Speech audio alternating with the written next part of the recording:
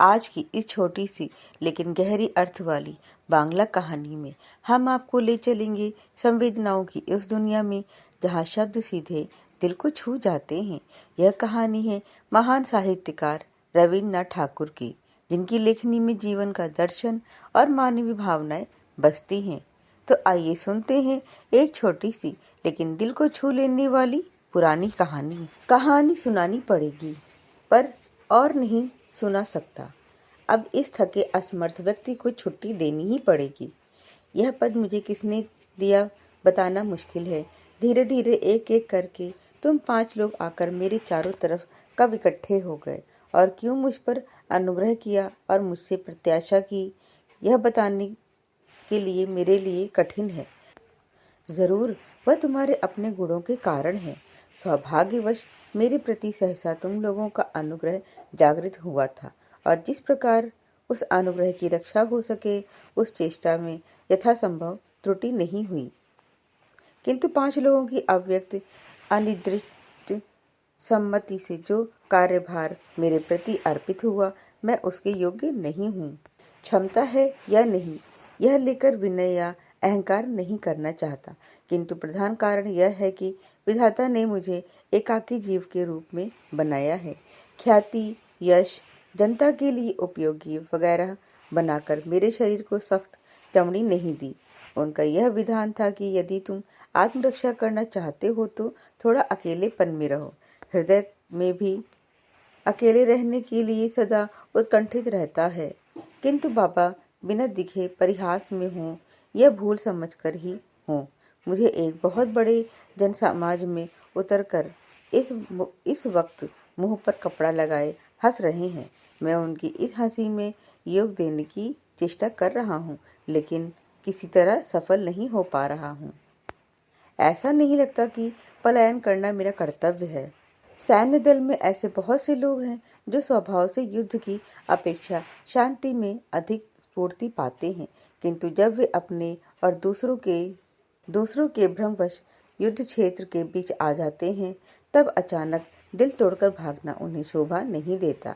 भाग्य अच्छी तरह सोचकर प्राणियों को उनकी सामर्थ्य के अनुसार काम में लगाता है, पर फिर भी दिया गया काम दृढ़ निष्ठा के साथ करना मनुष्य का कर्तव्य है।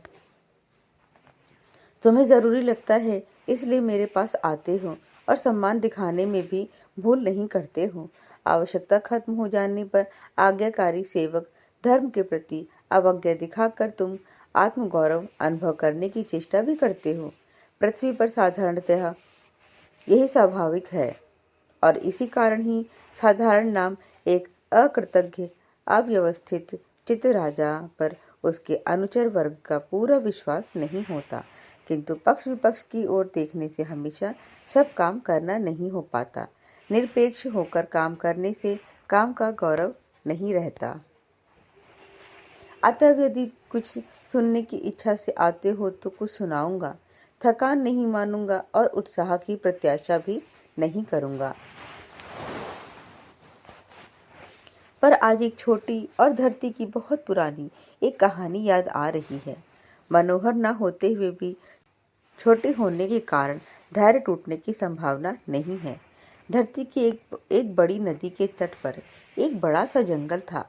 उसी जंगल में और उसी नदी के किनारे पर एक कठफोड़वा और एक दीर्घिच्छु पक्षी रहते थे।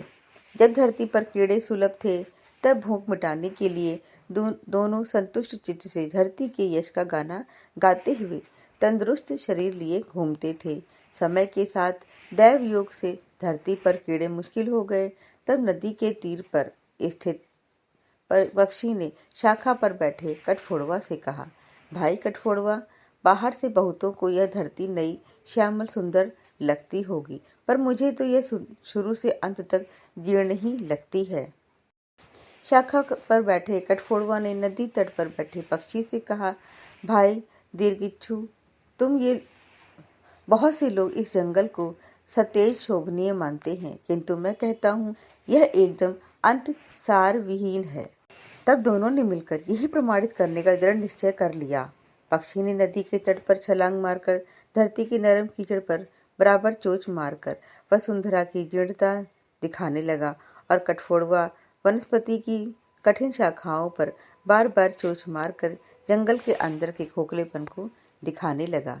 विधि की विडंबना से ऊपर बताए गए दोनों अध्यवसायी पक्षी संगीत विद्या से वंचित थे।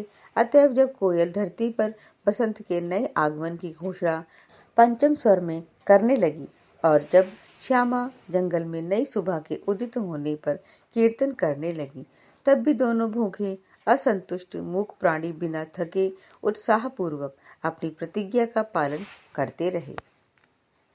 यह कहानी तुम लोगों को अच्छी नहीं लगी। अच्छी लगने की बात ही नहीं थी, पर इसका सबसे बड़ा और महत्वपूर्ण गुण यह है कि यह 5-7 पैराग्राफ में पूरी हो गई। तुम्हें नहीं लगता कि यह कहानी पुरानी है?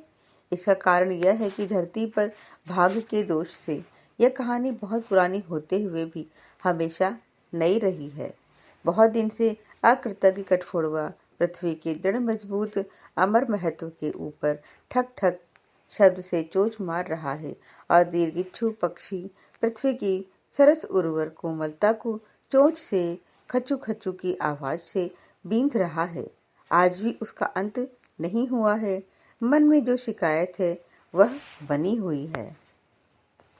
पूछ रहे हो कहानी में सुख दुख की क्या बात है?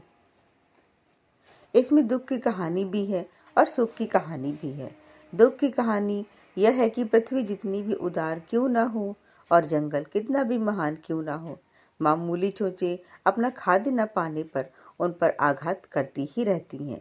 सुख की बात यह है कि फिर भी सैकड़ों सालों से धरती नई और जंगल हरे भरे बने हुए हैं। यदि कोई मरता है तो वह वे दोनों विद्वेषी विष जर्जर हतभागे पक्षी हैं और दुनिया में कोई इस बारे में नहीं जान पाता। तुम लोग इस कहानी में सिर पैर कुछ नहीं समझ पाए। अर्थ केवल विशेष जटिल नहीं है। शायद कुछ उम्र होने पर समझ पाओगे। जो भी हो, सब मिलाकर चीज तुम्हारे लायक नहीं बन पाई, इसमें तो कोई संदेह नहीं है। तो यह थी महान साहित्यकार रविन्द्रनाथ ठाकुर की एक मार्मिक बांग्ला कहानी। अगर आपको यह कहानी पसंद आई हो तो वीडियो को लाइक करें, शेयर करें और चैनल को सब्सक्राइब करना ना भूलें। ऐसी ही प्रेरणादायक और भावपूर्ण कहानियों के लिए हमारे साथ हमेशा